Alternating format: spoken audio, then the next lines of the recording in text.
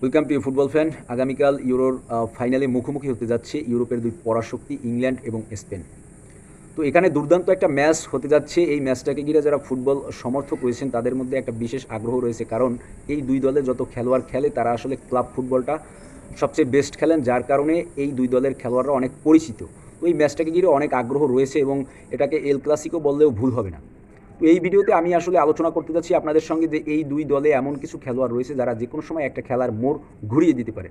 সেক্ষেত্রে আমি যদি বলি ইংল্যান্ডের কথা, যদি বলি আপনি ইংল্যান্ডের যেই দল সবচেয়ে বিশ্বের মধ্যে দামি একটা স্কোয়াড, তো এইখানে প্রত্যেক পজিশনে দুর্দান্ত খেলোয়াড় রয়েছেন। এছাড়া আপনি যদি স্পেনের কথা একটু বলতে যাই, সেক্ষেত্রে তাদের ফুটবলাররাও ক্লাব ফুটবল মাতিয়ে বেড়ান। তো তাদের বিষয়টা হচ্ছে তাদের নিজেদের খেলোয়াড়দের মধ্যে যে একটা আন্ডারস্ট্যান্ডিং রয়েছে, সেই তারা যে ক্লাব বা তারা যে ক্লাসিক ফুটবলটা খেলে বা বল পজিশনে এগিয়ে থাকা যে ফুটবলটা খেলে, এইটা আপনি অন্য কারো টিমের কাছ থেকে, এটা আমি আগেও আমার ভিডিওতে বলেছি, তো এইটা আপনি অন্য কারো কোনো টিমের কাছ থেকে আপনি খুঁজে পাবেন না।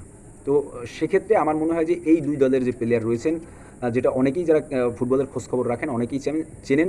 যেমন আমি যদি একটু ইংল্যান্ডের কথা বলি, সেক্ষেত্রে ফরওয়ার্ড লাইনে রয়েছেন হ্যারি কেন, যিনি বায়ার্ন মিউনিকে খেলে থাকেন, অনেকেই এই খেলোয়াড়কে চিনেন।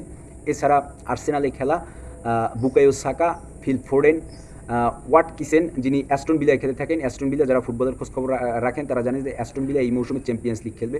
তো এই রকমের ফরওয়ার্ড তাদের রয়েছে। তারা এই যে ফরওয়ার্ডের কথা আমি বলেছি, তারা যে কোনো সময় একটা ম্যাচকে তারা মোড় ঘুরিয়ে দিতে পারে, যে কোনো ম্যাচের মোড় তারা ঘুরিয়ে দিতে পারে, এই রকমের তারা খেলোয়াড়। এবং তাদের যে মিডফিল্ড, সেটাও যদি আপনি দেখেন, যেমন জুড বেলিংহাম, যিনি রিয়াল মাদ্রিদের হয়ে খেলে থাকেন, এই যে সদ্য চ্যাম্পিয়ন্স লিগ জিতল, এবং রিয়াল মাদ্রিদের হয়ে তিনি দুর্দান্ত পারফরমেন্সও করেছেন, এবং এই যে ইংল্যান্ডের হয়ে এই ইউরোতে তিনি অলরেডি 2টা গোলও তিনি করেছেন।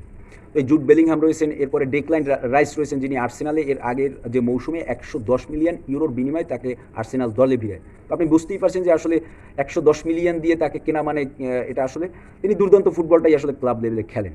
এরপর তাদের যারা ডিফেন্স রয়েছেন, কাই ওয়ালকার, জন স্টোনস, এরপরে আলেকজান্ডার আর্নল্ড, এই রকমের, এরপরে লুকশো, যারা আসলে ইংলিশ প্রিমিয়ার লিগ টপ 5 লিগের মধ্যে ইংলিশ প্রিমিয়ার লিগ হচ্ছে সবচেয়ে বেস্ট লিগ। তো আমার মনে হয় যে এই বেস্ট লিগটার মধ্যে থেকেই যারা ভালো পারফরমেন্স করেন তাদেরকেই এই ইংল্যান্ড দলে সুযোগ দেওয়া হয়। এই দলটায় আসলে দুর্দান্ত পারফরমেন্স করেই আসতে হয়। এরপর যদি আমি একটু স্পেনের কথা বলতে চাই, সেক্ষেত্রে আপনার বর্তমান যে দুর্দান্ত ফর্মে রয়েছেন সেটা হচ্ছেন লামিন ইয়ামাল, যিনি বার্সেলোনার হয়ে রাইট উইংয়ে খেলেন, এবং স্পেনেরও তিনি রাইট উইংয়ে খেলেন। অনেক ইয়ং এবং ছোট বয়সী এবং 17 বছর বয়সী এই ফুটবলার, তিনি বর্তমানে দুর্দান্ত খেলেন এবং তিনি যে কোনো সময় ম্যাচের মোড় ঘুরিয়ে দিতে পারেন, এই রকমের একজন খেলোয়াড়। যদিও তাকে পিএসজি 200 মিলিয়ন ইউরো অফার, এটা আসলে আনুষ্ঠানিকভাবে না এবং অফিসিয়ালিও না। তো এই যে বিষয়টা, তাকে কিন্তু বড় বড় ক্লাব নেওয়ার জন্য বড় বড় টাকা কিন্তু অফার করেছে, কিন্তু তারপরেও তাকে বার্সেলোনা ছাড়ে নাই। তো এই একজন খেলোয়াড় রয়েছেন যিনি লামিন ইয়ামাল, তিনি যে কোনো সময় খেলার মোমেন্টাল, অর্থাৎ তিনি পরিবর্তন করে দিতে পারেন। এছাড়া রয়েছেন মিডফিল্ডে দানি অলমো, তিনিও বর্তমানে এই ইউরোতে দুর্দান্ত পারফরমেন্স করছেন, এবং তিনি ইউরোতে আসলে আমার মনে হয় যে এর আগেও গোল করেছেন, এবং তিনি স্পেনের হয়ে মিডফিল্ডে দুর্দান্ত পারফরমেন্স করেন।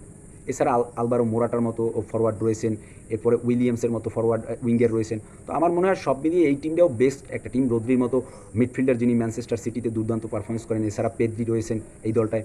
তো সব মিলিয়ে আমার মনে হয় যে স্পেনেও এমন খেলোয়াড় রয়েছেন, তাদের ওই রকমের স্টার না থাকলেও তারা টোটালি 11 যারা আছেন তারা সবাই মিলে ভালো একটা ফুটবল খেলেন। তো এই হচ্ছে আসলে এই দুই দলের মধ্যে যারা যে কোনো সময় ম্যাচের মোড় ঘুরিয়ে দিতে পারে। তো সব মিলিয়ে ম্যাচটার প্রতি সবার একটা আকর্ষণ থাকবে। তো যারা আসলে ক্লাব ফুটবলটা দেখেন বা যারা আসলে এই ফুটবলগুলো ফলো করেন, অবশ্যই আপনারা আপনাদের মতামত কমেন্ট করবেন। ধন্যবাদ সকল।